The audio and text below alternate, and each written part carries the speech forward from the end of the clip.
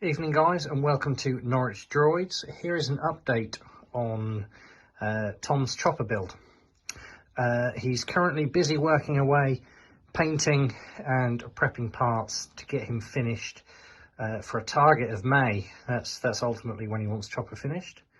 Currently he's got the dome painted in Chopper's iconic orange and yellow, and he has now got the lights installed for his eyes and his ladder light around the side there that you can see. In addition, into the head, the dome doors are now installed, ready for programming. Coming next will be the periscope and his aerial, which is currently being painted. But overall, initial look with his lights on for the first time, and he's starting to turn into the cantankerous little droid that he really is.